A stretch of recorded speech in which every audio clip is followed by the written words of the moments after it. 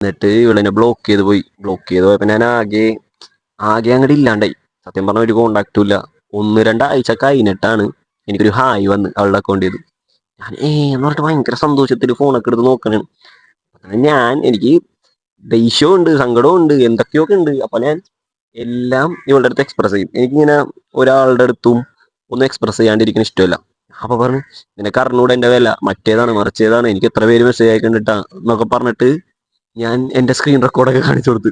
ഒരു 10-50 റിക്വസ്റ്റിൽ തന്നെ അതിലും കൂടുതൽ റിക്വസ്റ്റ് നടക്കുന്നുണ്ട്.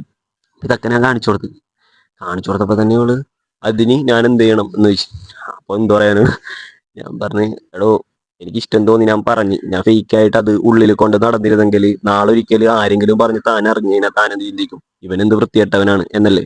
അതുകൊണ്ട് ഞാൻ പറഞ്ഞു, അതെന്റെ തെറ്റാണ്, പറയാൻ പാടില്ലായിരുന്നു എന്ന് പറഞ്ഞു. അപ്പൊ തന്നെ പുള്ളിക്കാരി പറഞ്ഞു, ഞാൻ പ്രണയിച്ചിട്ടില്ല, അതുകൊണ്ട് തന്നെ എനിക്ക് ഈ പ്രണയത്തിനെ കുറിച്ചുള്ള ഒരു സംഭവം ഒന്നും അറിഞ്ഞുകൂടാ, എനിക്കത് സെറ്റ് ആവുകയില്ല, എനിക്ക് കണ്ടിന്യൂസ്ലി ചാറ്റ് ചെയ്യണത് ഇഷ്ടമല്ല, കോൾ ചെയ്യണത് ഇഷ്ടമല്ല എന്നൊക്കെ പറഞ്ഞിട്ട് ഭയങ്കര എന്റെ ഫാമിലി ഭയങ്കര ഒരു ഓർത്തഡോക്സ് ഫാമിലിയാണ്, ഒന്നും ചെയ്യിപ്പിക്കാത്തൊരു ഫാമിലിയാണ് എന്നൊക്കെ പറഞ്ഞു. അപ്പൊ ഞാൻ പറഞ്ഞു ഓക്കെ എന്നൊക്കെ പറഞ്ഞിട്ട് ഞാൻ ഇങ്ങനെ ഭയങ്കര ഒരു ഇതിലേക്ക് ഉണ്ടാ.